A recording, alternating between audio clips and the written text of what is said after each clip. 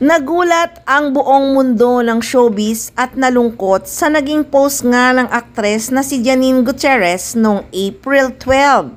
Ibinalita kasi niya sa publiko na pumanaw na nga ang kanyang mamita at tinaguri ang Asia's Queen of Song na si Pita Corrales.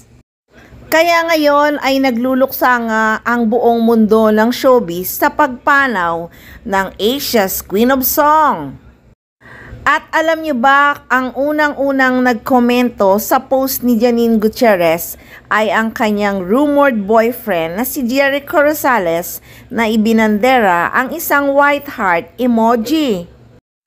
At ang kasunod na nga noon ay ang pakikiramay at condolences mula sa iba't iba pang mga kaibigang artista. Sa nasabi ngang Instagram post ni Janine Gutierrez na kinumpirma niya ang pagpanaw ng iconic singer kasabay ng kahilingang ipagdasal ang kaluluwa ng kanyang lola. She will be remembered for her contribution to the entertainment industry, but most of all for her love of life and family, say nga niya sa bahagi ng post. Kaya naman ang mga fans ni Janine Gutierrez ay sobrang nalulungkot dahil alam nila na durog ang puso ng aktres sa pagpanaw ng kanyang mamita. Kaya hinahanap nila si Echo. Aniya nga ng isang fans, "Echo, nasaan ka na kailangang makita ka namin nasa tabi ni Janine?"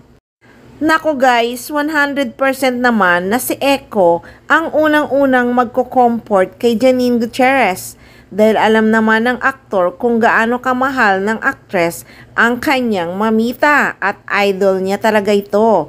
Si Echo pa ba na napaka-sweet at napaka-caring kay Janine, siya talaga ang unang-unang dadamay sa aktres. Sa pag-post pa nga lang ng aktres ay si Echo na ang unang-unang nag-comment doon ng white heart emoji.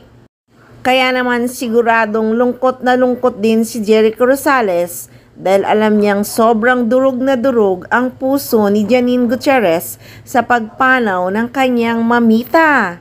Sa kasalukuyan nga ay wala pang detalye regarding sa memorial services. Nangako naman si Janine Gutierrez na isi-share nga niya ito soon. Kaya naman ang mga fans ni Janine Gutierrez ay naghihintay na lang kung kailan nga isi-share ng actress ang memorial services ng kanyang mamita.